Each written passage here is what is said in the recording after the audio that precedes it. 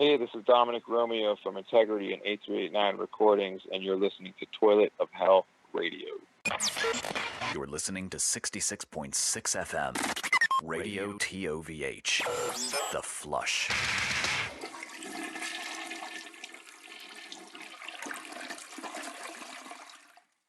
Greetings, friends. It's your boy Joe Thrashinkill, and I am stoked that you're joining us for this episode of Toilet Radio. We're about to have a very special guest on the show. This is a straight interview episode with a guy that I tried my best to not fanboy all over too hard, and I didn't succeed. Sorry about that. We've got Dom Romeo on the show today, and if that name isn't immediately familiar, let me try to jog your memory. See, Dom is the founder and sole proprietor of A389 Records, one of the finest heavy music labels in the country. He's also the creative linchpin of the long-running hardcore band Pulling Teeth, and perhaps the coolest thing he does, and what we spend most of the time talking about on this episode, is play guitar in integrity. If you haven't yet heard Howling for the Nightmare Shall Consume, that's the latest record from Integrity, you are sorely missing out. Hands down, the best record of 2017 so far. I'm just fucking blown away by it. So it's super rad that we got to chat with Dom and really pick his brain about writing this album and working with Dwid. So we're going to open this show with a song from that record, and then we're going to close it with a track from Pulling Teeth. A389 is releasing a 10-year anniversary remaster of Martyr, Immortal. So we're going to listen to With Avarice, the opening track from that record, before you can hear it anywhere else. Also, Pulling Teeth is going to be playing a single reunion show at This Is Hardcore in Philly on Friday, July 28th. So if you're in the area, do not miss out. You'll get a chance to see Dom alongside Bloodlit and Young in the Way and a whole ton of other great bands. Alright, let's get right into this one. Prepare your butts for new Integrity. This is Die With Your Boots On.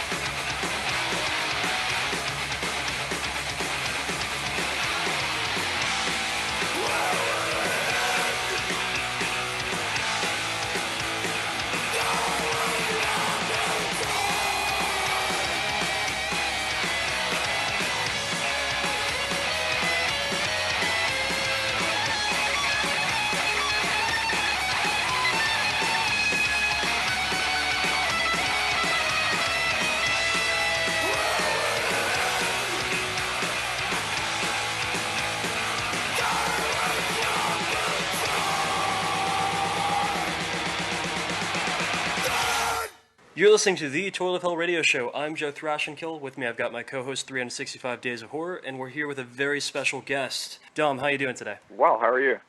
Doing pretty well. Thanks so much for joining us on the show today. You must be an exceptionally busy guy with all of these things in the air. Yeah, I also have a day job and 3 kids that are under 7. It's a little hectic, but I make it work. 3 kids. Wow. Yeah.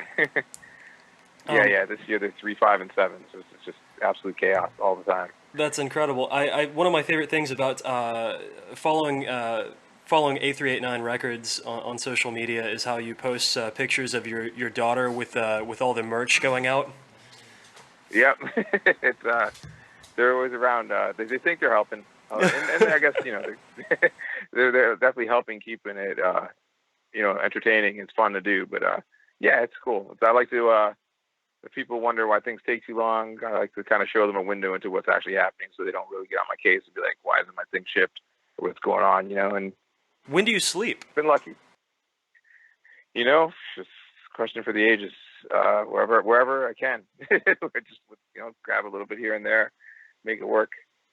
So, how long have you been doing A389 now? A389 started in 13 years this year, right? Yeah, 13. That's awesome. So, what was the impetus for starting up the label? I did a lot of labels growing up for fun. I was into releasing my own records and just not really having to answer to anybody was always the MO.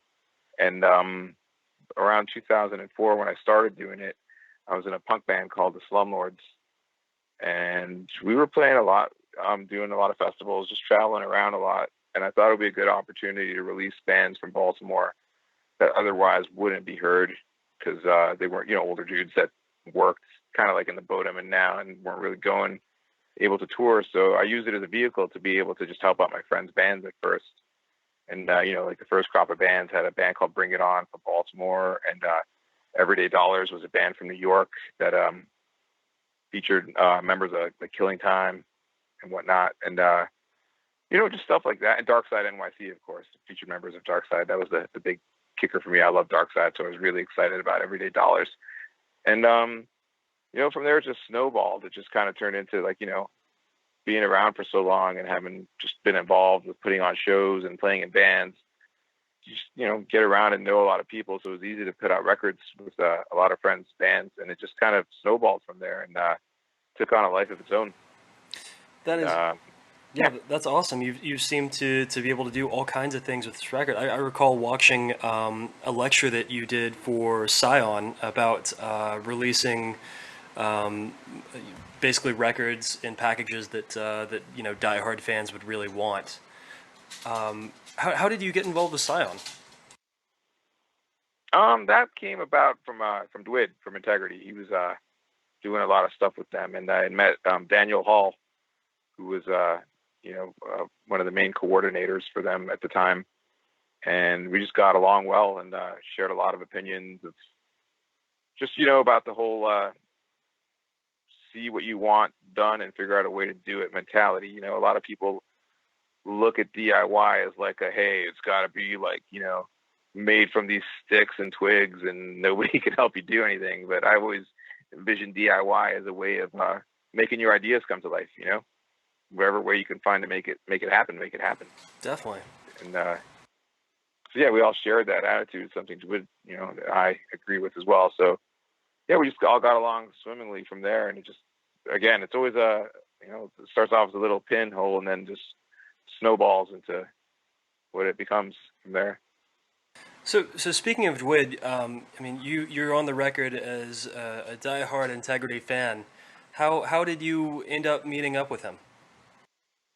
They're my favorite band, other than Kiss, who's my all-time favorite band. Integrity is my second favorite band. But I've been friends with him for going on, I want to say 20 years, maybe, almost 20 years, 21 years, I think. It was I started getting in contact with him when Humanity is the Devil came out, and I've told the story a few times, but it's pretty funny. I've never actually told it in person; it was always in print. So just be able to put the emphasis on how annoying I was. It was this teenager that a buddy of mine, this is in the early days of the internet. It was before as we know it, we're such a fixture and everything, and we do daily. It was just, this new thing. This was like when AOL would send CDs to your house every week and try to get you to sign into this thing called the internet. And it'll never it work. was just insane. Yeah, we're just like, what is this? It never work. It's like, and then I'm like, it's like sending mail without stamps. It's crazy. It's like you're completely blown away by this thing, right? And a buddy of mine across town, he had access to the internet, and I would ride my bike. It's like 30 minutes each way, and I would go to his house, and he was, he was into music. He was very responsible for getting me into a lot of different things. It was my friend Mike, who I called Goat Lord affectionately back then, and still do. But he's actually a world-class baker now, but that's another tale for another day. So yeah, I would go to his house and we would listen to stuff, and we went on a very primitive version of the Victory Records website at the time. And they had this thing that was called like a real audio player. And it was just like horrible quality, like, predating MP3s, I suppose, but just like really bad sounding samples of, like the main bands on their roster at the time. And, we're flipping through them and checking them out because we've been reading about them in zines, and none of the bands really stuck aside from Bloodlet, and Dead Guy, and Integrity. But Integrity was the one that hit home to me because it was just like, having grown up a metal guy and like having a band that was so focused on riffs more than everything else. It was just fascinating to me. It was like this band that had these big Black Sabbath riffs and then these like punk parts that were in between. So I was like completely sold. And so from there, the big thing to do was to go into the city every weekend. We'd work our crappy jobs and then like spend our entire paycheck buying records and going to shows on the weekends. It was just like a routine. That's what we did every single week growing up. And I bought Systems Overload and was completely floored at like how just it was insane. There was like solos everywhere. It had everything I liked about the song, the title track, which I had heard on that Victory Records player. And then from there, it was just insane. There was like, I liken it to a roach infestation where there's like solos everywhere. Like you lift up a cup and some solos spill out. You open up a book, some solos spill out. Like they're just everywhere. And I was like, this is the coolest band I've ever heard. And the vocals were just the meanest. Like it wasn't like a gruff, like beat you up kind of tough. It was just sounded like you swallowed glass, and it was like the harshest voice I've ever heard. So, this was towards the tail end of Systems, right when Humanity had come out. And we had got the Humanity CD as well. And inside there was an email address. So I was so excited. I couldn't deal with it. I rode my bike over to my buddy's house and I immediately just started punishing him with question after question about everything. Just like, who's in the band? How did you write the song? How do you sound like that? What's the deal with this song? What's this song about? Just annihilating him with question after question, but not having the foresight to put it all into an email because it was all a new technology at the time. So I would literally ask a question and send it off and then go home, ride my bike the next day and hope there was an answer, and there wouldn't be. I'd like send another question and ride my bike home, come back and wait for an answer, and there wouldn't be. And I'm like, what is this dude's problem, right? I was just like, I was relentless, every day I just be like, more questions, just completely like just undeterred and determined. And then I guess eventually I wore him down because he started writing me back, and we just got to talking and became friendly from there. And I was in a band at the time that was called Day of Mourning, and we were recording a record at Mars, which is in Cleveland. And he had come out and did some guest vocals on the record, as well as Human Furnace from Ringworm at the time, which was incredible. This was like 1998, and this was for like a bunch of kids from Canada. Neither of those dudes knew, So I had a few punishing emails on Dwid's part, and they both like, kind of like it was like a dream come true for me at the time to be recording at Mars and to have those guys singing on my band's record. And that just kind of laid the groundwork. From there, we just kept in touch. Integrity was kind of dormant for a while. That was around the 2000 enclosure period. They weren't really doing much in the U.S. or Canada. They had never played Canada at that point. And once The Die For came out and they started becoming active again, I made it a point to go as many shows as I possibly could, see them. At the point before that, Ringworm and The Swarm were like my most seen bands that I've seen just the most amount of times in my life. Eventually I caught up and surpassed them with Integrity. And funny enough, on this Die For tour, one of the guitar players quit and I was going to join. But at the same time, my father was ill and he was about to pass away. And I was afraid that if I had joined, I would have to leave them hanging in the middle of the tour to go home and take care of family stuff. So I'm like, this just isn't going to work out. It's not the right time. So, I let them thanked them for the offer and went back to what I was doing. My dad passed away, unfortunately, but I did Pulling Teeth in the meantime and started A389, which was cool. I just kept myself busy. Then fast forward, to many years later, and the opportunity came up again, and I'm like, let's do this. I'll do this. I'll play some shows with them, and we got serious about writing a record, and then that's how Howling came to be. Pretty much, long story short. That is Sorry if I fantastic. rambled on. No, that is a fantastic story. Thank you so much for sharing that with us. Yeah, no problem. You mentioned the solos coming out of everywhere. That was kind of the thought that I had listening to Deathly Fighter, the Randy Uchida group cover song that you guys did pretty recently. How did that cover come about? Just GISM and that Randy Uchida group single is just unreal. It's just like Dwid's been like pushing it on me for forever, and same with GISM. And admittedly, at first when he was first showing me GISM, I couldn't wrap my head around what was going on. It was just so strange and foreign to me. It was like having Randy Rhoads in this really harsh like punk band that sounded like a really like weird lo-fi punk band with like another extreme style of vocals that are like extreme in the same sense that Dwid's are, but like in a different frequency and range. It's a lot like gravelier and just like once it clicked, it was absolute genius. It took me a minute. I'm someone that like, if I don't understand something, it's like a puzzle box. I have to sit there and figure it out until I can understand and wrap my head around a piece of music. I'm somebody that spends a lot of time obsessing over music. It's like my prime. It's the only thing I've ever cared about. Like I was never into sports or hanging out and stuff. It's always like I like studying music and like ripping it apart and seeing what makes it glue together. And just that Deathly Fighter song was unreal. The solos were awesome. And I loved like the chorus. The chorus was really catchy, and I'm like, imagine listening to it. I'm like, we should cover this. The opportunity for the Decibel Flexi had come up, and I'm like, we had like some loose demos at the time because we demoed for the Howling LP for about a year before we recorded it. There was like 20-ish songs that we recorded. I mean, that we had demos of before we decided what was going to make the record. So to buy time, we just did the Randy Uchida cover and put that out as a Decibel Flexi. We did that just over the course of a week or so. I recorded the music, and then with Joshy, our drummer, and then Dwid recorded the vocals, and Kevin mixed it, and that was that. It just came together just like that. I thought it would be a cool way to introduce this incarnation of the band. Yeah, definitely. And also I learned that apparently the band is pronounced GISM. I always thought it was GISM. I used to think that too. Don't feel stupid. Well, I will make sure the common mistake. Make sure I never repeat that in public. Thankfully, we're not doing a recorded podcast. Oh my! But yeah, let's talk about this new record because it is something else. Howling for the Nightmares Shall Consume was released just last week, and it is a fucking incredible record. There's so much going on with every bit of it. How are these songs written? Thank you. It's I'm glad I can explain it talking to somebody, because trying to put it in context in a like a email or written interview is much different. It's like it was a very strange experience. I hadn't played guitar. This was around my first daughter was born in 2010, and Pulling Teeth ended in 2011. And I tried to keep going. I played in Ilsa for a while with Joshy, who plays drums in Integrity now. And I couldn't handle it with the responsibilities I had. A389 was super busy, work was super busy, and the kids, my wife.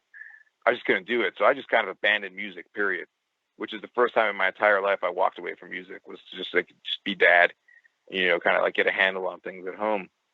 And when the opportunity for Integrity came around again, I hadn't played guitar in like maybe 2 or 3 years. And it was just super nerve-wracking for me because I'm like, I didn't want to suck. So I was like, when the songs came back to me pretty quickly, it was like riding a bike. Once I was back on. And I just slowly started putting together riffs. I would just have this little tape recorder, which is how I've written songs my entire life. Now it's a phone. I just, sing things into my little phone recorder. But back when I was like a teenager and a younger man, I would walk around. I had like a little portable tape recorder I would keep in my backpack. And every time I had an idea for a riff, I would just like sing it into this tape recorder. So I still have like tons of tapes. Like I have like just like archives of random song ideas. And, it just kind of went from there. I started taking the best ideas and using that as a springboard. And I'd go over to Joshy's house every week, and he has a set of electronic drums and a little recording program. And every week we would get together, and we started it we had this folder that we called the Cauldron of Riffs, because we wanted to have like a cool name. We're like, dude, we need to have like a cool name. And that, Cauldron's always like the first thing that sounds totally badass. So we're like, okay, we'll call it the Cauldron of Riffs. And every week we would add, we'd record like little shorts. We'd record like just a verse or just a chorus or just an intro. It wouldn't be an entire song. It would just be a piece. And eventually I just stockpiled all these ideas, and I would listen to them in the car, and I'd be like, okay, I sew this one to this one. It was almost like playing Choose Your Own Adventure. You kind of like, so this can go to this one, but can also go to this one. Let's try to put this one together, and that's how the songs came to be. And just spent a ton of time. We spent an entire year writing it, an entire year recording it. And while we were recording it, I was writing the solos on the spot. So it was kind of like, it was just an entire organic, in the moment process. I feel like when it was done, I felt like more like it was done to begin with, and we uncovered it rather than we built it. I felt like it was like in that Exorcist prequel where there's that church that's buried underneath the desert. It's already like built and stuff, but they had to unearth it. Felt like it was that. I felt like we just it was there, it was in us. We just had to like kind of like dig it out and dust it off. But it just kind of happened. I don't remember the specific details as to what made what song happen. Aside from a few things, it just, the whole record just kind of flushed itself out. It was really cool. There's a couple of just like really amazing moments on this record, for me at least. String Up My Teeth might be one of my favorite Integrity songs of all time now, because it has that chorus with a tambourine and backup singers, and it's just like a righteous 70s classic rock jam, like put in this hardcore and metal universe. We didn't want to box ourselves in with anything. Are you a Simpsons fan at all? Definitely. I have a Simpsons tattoo. Okay. Okay, now rewind yourself to, do you remember Knightboat? Oh, yes. When they're watching Knightboat, and in every episode of Knightboat, he Bart gets mad. He goes, "Oh, there's always a ravine or a fjord." He's always mad because there's like every episode ends with Knightboat ending in a body of water to catch the crime. And I always felt like people did that to Dwid, whether it was former bandmates. No insult. I think everybody that's been in Integrity before me is incredible and contributed a huge part. I don't mean this in a disrespectful way at all, but I feel like in the past, with Integrity, as well as with bands that are influenced by Integrity, they tend to rely on the D-beat mixed with a big riff formula that makes Integrity. It's an Integrity staple. I Am the Spell is from the new album, totally pays homage to that specific sound. But I feel like no one ever really wanted to expand beyond that. Everyone wanted to kind of keep Integrity boxed within this framework where, like, I felt like Dwid's voice was so dynamic. It should be like we should try different things, and he was really into that idea and really excited about it. And that one came about from just our love of like Motley Crue and Rat and just like 80s hair metal bands, but also like your Aerosmith and your Stones, even your Danzig. We just kind of like, we wanted to have like a AC/DC, just like a rocker, like a straight like an A chord based rocker song. And we just thought it would be cool to have a female backing singer. And her name is actually Monique Harcum. She's another American that's living in Belgium, where Dwid is. And she's done a lot of singing, actually. She's got a new video that just came out. It's really great. And she's excellent. Yeah. So when we did that song, it was pretty crazy. I had a completely different vision for the song than Dwid had. You familiar? You remember that show 227 that had Sherman Hemsley? I have not seen it. It was that. It came after the Jeffersons. It was kind of like George Jefferson was like a preacher. It had all like these sweet songs in the theme song and stuff, and it was like, like super gospel. And I was like imagining like super like choirs all over the place, like a church kind of thing, right? And I had a friend of mine come over, and we sat around all night recording layer after layer in GarageBand of like fake choir voices, so we could kind of orchestrate the harmonies. So we had like these insane like angelic like whole choirs, like of dudes and girl voices singing. And when I showed Dwid, he's like, "Dude, that's not what I was thinking at all. I was thinking of more like a Aerosmith, Rolling Stones type thing." And I got a Give Me Shelter vibe. Yeah, totally. And luckily, all that work making the fake choir wasn't in vain, because when we got together with Monique, I was able to use some of those tracks as a guide to show her what we were looking for melody wise, and it all worked itself out. But yeah, we had two different versions of what that song was going to be. But that's just an example. And it's funny that you picked that one because we knew that one was going to, that and Seven Reese Muse were going to be the two weirdest songs. We called it the two, like, what the fuck, part of my English there, but, what the fuck moments on the record where, those are two moments where people are going to be, is that a laugh steal? Is he singing? And then is that a gospel singer? And we're like, one of these two deals is going to break the record for some people. But so far, everybody's like loved it. So it totally like kind of just went how we didn't think it was going to go. It actually went over awesome. We love it, so we don't care if everyone hates it. More power, if everyone hates it, we'll just laugh because we think it's awesome. But the fact that everyone likes it is pretty cool. Definitely. I mean, in addition to that, I think one of the coolest bits about this record is Dwid kind of like crooning and kind of a Tom Waits, like just a gravelly voice style. It's just such a change of pace. I mean, there was that one track on Suicide Black Snake that kind of explored that as well, but it's cool to hear more of that. Absolutely. And again, it comes back to the pigeonholing and the Knightboat and the Fior thing, where it's just like, after being in the band as long as he has, like how many, and people are going to say, hey, it's never going to be Humanity's the Devil. I'm like, well, listen to Humanity's the Devil. It's not going to get better than that. That's just perfect. I don't want to try to make a lesser Humanity's the Devil. That's already been done, and it's been done perfectly. All those records I love every Integrity record. I'm an unapologetic fan. So, to me, I like every record perfectly for what it is. So I would never try to just say, this has got to be better than that. It's just, every record's like its own entity. So I'm excited that he got to try new things on this one that he's never tried before, and that that he may have expanded on stuff that he's touched before on previous records. I think it came out awesome. I think it's his best vocal performance in forever. I think it's like just like tonally, his voice just sounds awesome. He really, really gave 110% on this. I guess, Integrity is known like the template for metallic hardcore. That's what it is. But on this record, it seems like you've kind of hit almost every subgenre of metal. I mean, the record opens with it sounds like black metal riffs, and then going through hardcore death metal and classic rock and everything in between. So I mean, you're really shredding the entire way through, and I think that people. If they haven't heard this record yet, they'll hear a bit of it on here. But what was inspiring you to put that shred up? Who were your guitar heroes? For me, the biggest thing was my main point of reference are the three main Ozzy Osbourne guitar players when he went solo, like Randy Rhoads, Jakey Lee, and Zakk Wylde. To me, are like that's the holy trinity to me. Those are my all-time favorites. That's I think everything. If you listen, sometimes my wife will hear me listening like Blizzard of Oz. And she'd be like, "Oh my God, I could totally see that you ripped that off." She's like, she knows like that's like ingrained in me. That's been my favorite since I was a little kid. So, and then of course there's like it's such a loaded question. I can go on for days. Like Uli Roth from the Scorpions is one of my favorites. One you don't hear often, but I think is incredibly underrated is Ernie C from Body Count. He's like one of my all-time favorite guitar players.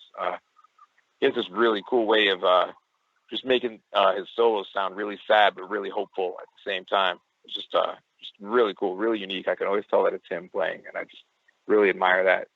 And oh man, I can go on for days, dude. Mick Mars, just everything. That's anything. I'm a person, and that's why the record is the way it is. How you were saying, how it jumps from style to style. It's I like everything. I grew up as a metalhead, but I'm not. I listen to every kind of music constantly. I'm just always feeding my brain new things, and just so everything that I've heard in my life has somehow made an influence. But for me, those Aussie guitar players and like Uli and Ernie C and Kirk Hammett, I just go on forever. There's so many of them, and I think it really it all pays off. It shows and it pays off. For folks that haven't heard this record yet, again, we'll hear a little bit in just a minute, but I think this is going to blow a lot of minds. Thanks, I appreciate that. So you're running the label, you're a family man. Are you going to be able to tour along with this record? Sadly, no. I wish. We actually we just did a little short tour over the summer in Europe, and that culminated at Hellfest, and it was such a blast. Like everyone in the band gets along great. It plays really well. Just the band sounds awesome because it just sounds great. And but my my work commitments, and I rely on A389 slowed down a bit because of integrity. It's like juggling so much, something had to take the back seat, and I have to figure it out. And my main job is my priority because it puts food on the table for the kids, and it gets health insurance for my family and whatnot. So that's always got to be first.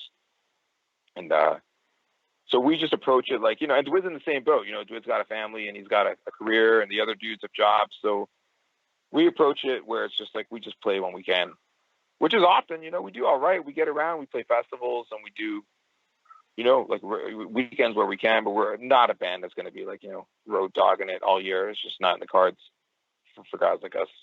So, I mean, we like to ask it of pretty much everybody that comes on the show, just because it's cool for people to share this with us. What is your main gig? What is your daytime job? I work as a engineering assistant. Yeah, it's a pretty cool job. We it's when people have development projects that are for new developments, whether they're commercial or residential. We just push a ton of paper, man, and get it so people can build what they need to build. Hell yeah. It's cool. It's interesting. It's fun. I like the people I work with. It's a cool experience. But yeah, so I've been lucky with that. I kind of just fell into it, honestly. But luckily, it's given me a career that I've been able to provide for my family, and along with music. Music's always, whether it's A389 or playing in bands, it's all like kind of works hand in hand, and it's just kind of creating the day to day for me. That's awesome. I want to apologize. I've been so stoked to get this information out of you. I've kind of been stepping all over Jordan. Oh, it's okay. Jordan, do you want to jump in? Yeah, I'm here too on this interview. Hi, everybody. I'm sorry, man. It's all right. You mentioned that A389 had formed in 2004, which was kind of like the height of the popularity of like hardcore, metalcore, metallic hardcore. There was, the U.S. version of Hellfest, Furnace Fest, Victory Records was still going strong, Trustkill Records, all that. Where do you see the hardcore scene now in 2017? Oh man, see, it's funny you mention all that stuff, because in 2004 and A389 starting out was a completely different animal. Like A389 became known for metallic hardcore and metal. But when it started out was when I was in this band Slumlords, which was fronted by Jeff Perlin, who sings for the band Breakdown. So it was much more centralized around when it first started. It was more of like a traditional hardcore. The first few releases, the first handful, like maybe 5. But immediately after 5, it spilled off and started being like stuff like Living Hell and Pulling Teeth's first record, and it kind of like snowballed from there. So like that whole Hellfest world and stuff, that was kind of like out of my jurisdiction. I really didn't notice any of that stuff as it was going on. I kind of lived in my own bubble. But 2017, I'm even more disconnected, man. I'm just an old dude that plays guitar and listens to records and hangs out with kids. I don't know about what's going on in the hardcore scene anymore. I do know there's speaking on Baltimore's behalf, there's a great band called Queensway that are doing a lot of stuff I see them getting out. One of them kids, his name's Patrick, used to come help and do mail order. So I'm really happy. It's there, man. It's like, I can say, without sounding like a pompous know-it-all, that as long as there's kids, there's going to be a hardcore scene, And then just it goes, like the kids carry it on. And when they're done, the next crop of kids are going to carry it on. So there's definitely a crop of kids doing something cool with it. It's just I don't know much about it beyond that. I just pulled up Queensway's Bandcamp. I hadn't heard of them before, and under the supporters, the top comment is, got a black eye during their live set. Hard as fuck. Yeah, and they're like the sweetest dudes. They're like totally unassuming, but that record hits really hard. They're a really, really good band. Baltimore had Sorry, go ahead. Good run of bands. Oh no, I was just saying, Baltimore's had a good run of bands, but please continue. What are your feelings on hardcore crews? Not really something I was ever interested in. It's never been in a crew. Never really. I'm friends with some people that are interested in that kind of stuff, but it's not like my friendships with people are about music. You know what I mean? It's like if I see someone that likes being in a crew or whatever, it's not like I'm gonna be like, hey, tell me about the crew. It's just like, hey, have you heard that new Deicide record, or have you heard like whatever? It's not like that whole realm of like gossip and crews and fighting isn't something that's of interest to me. I've always been a music guy. It's never been about any sort of violence or gangs or anything of that sort. It's not. I'm not interested. I'm a dork that watches horror movies and works a normal job. It's not really my scene or my world. But not the best guy to ask about it, I guess. I don't really have much insight for you. What are some of your favorite horror movies? My favorite of all time is the Amityville Horror. It scared the hell out of me when I was a kid. And have you seen all of those, or because oh, absolutely. Okay, I know I saw one on like UPN when I was a kid, where a guy shoves his hand down a garbage disposal to fix it, and the house like turns the disposal on. Like, which one is that? Because I've been thinking about this for weeks for some reason. That's like I think that's one of the later ones. How old are you? What timeline would this go in? Because I feel like it's I know the first three. I'm almost 30. I'm almost 30. This is I feel like it was a haunted lamp from the original Amityville house. Oh, okay, yes. I think I know which one you're talking about. It's the fourth one. It's the one that comes after 3. Obviously, it's the fourth one, but it's the one with a garage sale where they buy the haunted lamp and they take it home. The Evil Escapes. I think it's called The Evil Escapes is the fourth one. And fuck yes. That one's kind of lame. It jumps the shark after the third one. I've watched the other ones just out of brand loyalty, but the first 3 are phenomenal. I know them like the back of my hand. But the Devil's Nightmare is a huge favorite of mine. That's like right up there with Amityville Horror is one of my favorite movies. It's just incredible. And geez, it's like guitar players, man. I can go on forever. Like horror movies and metal are my bread and butter. I could talk about it all day. But those are a couple of my favorites anyway. A389, like any good hardcore label, has put out a bunch of splits over the years. Do you think splits are still relevant today? I hear a lot of people don't like them for stuff that's as trivial as they don't know what band to file it under. I feel their pain. It definitely is. If you like both bands, you don't know what to file it under. But I personally have always loved Split 7 Inches. I always thought it's a cool way to hear 2 bands or 2 bands uniting for a common theme. You know what I mean? We did a series with A389. It was like a record store day series where I'd pick 2 bands that I think would go well together and have them record covers, not of each other, just covers that they wanted to do. And then a friend of mine, his name is, I call him Simon because I cannot pronounce his name for the life of me. He's a friend in Poland. Simon, he's gonna hate me when he hears this podcast, but I'm gonna call him Simon. But he does a lot of awesome artwork for me, and I think it's Shimon. But the idea was 2 bands record a cover, and then my friend would design a movie poster, a full-size movie poster for a fake movie that was named after the 2 songs. So like the first one was Ilsa and Seven Sisters of Sleep, and they were covering Messiah by Hellhammer and The Fourth Crusade by Bolt Thrower. So the movie was called... I have that split with a giant fucking poster alongside it. Yeah, that's it. And the poster was for a fake movie that was called Messiah and the Fourth Crusade. So then, like there was a Noise and Occultist one where they covered Slaughter of the Innocent by Repulsion and The Damned by the Plasmatics, and that became a fake movie called Slaughter of the Innocent and The Damned. And it was a theme that we went on with, and to me that was one of the funnest. It was just fun being able to just... A389 is much like my musical ventures and anything else I do in life. I just think of stuff I want to do and find a way to do it. So it was very cool to see those come to life. I think it's one of the label's crowning achievements. That's right. When I was getting ready for this interview, I was looking at the former roster list of bands that you've put out, and obviously there's Primitive Man, Pulling Teeth, Ringworm, stuff like that. And then there was one that caught my eye, and I really hope that the list is true, and that's you put out something from Thor. Absolutely, that is 100% true. When a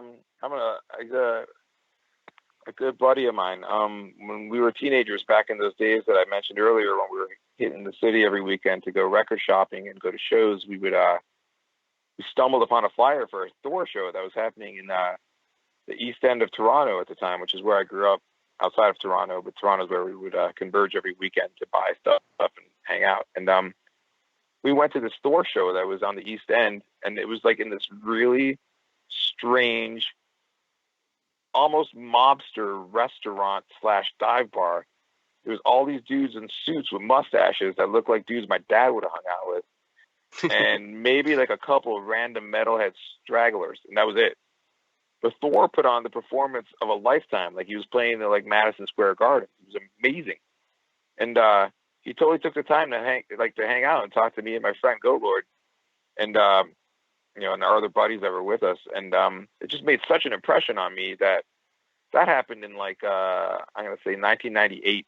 And he never forgot me. You know what I mean? Like, if I went to a show, he always remembered who I was. I would run into him like every 5 or 10 years, and he would always remember and always like pick up where I left off.